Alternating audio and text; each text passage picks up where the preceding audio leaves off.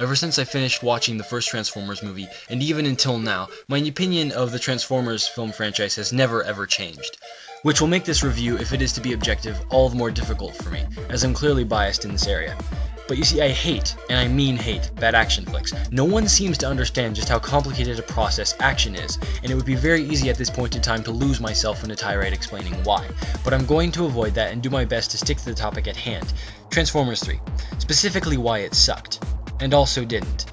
The crux of the matter, coincidentally the reason why the main defense Transformers fans have for the movies is moot, is that cinematography, the choreography, camera angles, flashy effects, they're a vehicle for plot. Everything that you're seeing is plot. If you were to strip everything else in the movie away but the action, it would still be plot. It would just be not as well defined plot.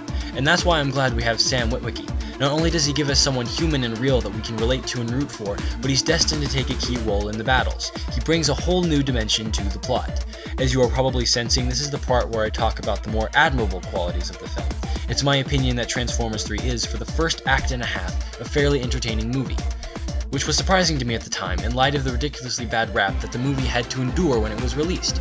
But it's primarily so entertaining because we can relate to Sam's financial struggles as he's applying for jobs. And it's hard not to be curious about this hot, filthy rich new girlfriend and wonder how long before she ditches him, or if he'll rise to the occasion and win her genuine admiration and respect.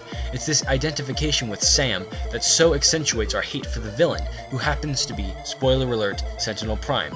He's the exact antithesis of Sam. Sam gives his all in pursuit of his dream, while Sentinel is, throughout the film, merely manipulating everyone else to get what he wants. The needs of the many outweigh the needs of the few, he tells Optimus. In this case, the few are the humans, while the many are the Transformers. Sentinel wants to rebuild Cybertron, and he believes that enslaving the human race and taking their resources is the right way to do that. The place that Sentinel Prime is coming from is a place of entitlement. Why should we, the humans, have a home when Sentinel has lost his? This is his primary motivation.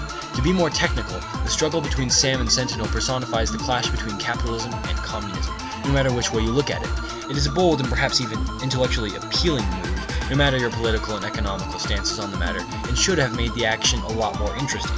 The reason I say should is that, while it looks good on paper, this dynamic never pans out. True, it's an essential part of any movie. Without opposing motive, there can be no action, because there's no opposing forces. The problem here is that, and correct me if I'm mistaken, which I suppose I could be, there's no actual big confrontation between Sam and Sentinel. The point I'm trying to make here is that the plot does have some serious problems, and that the action suffers for it.